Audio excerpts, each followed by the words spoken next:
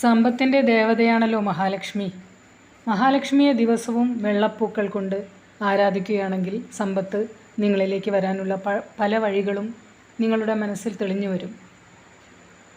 വെള്ളിയാഴ്ചകളിൽ വെളുത്ത വസ്ത്രം അണിയാൻ ശ്രമിക്കുക.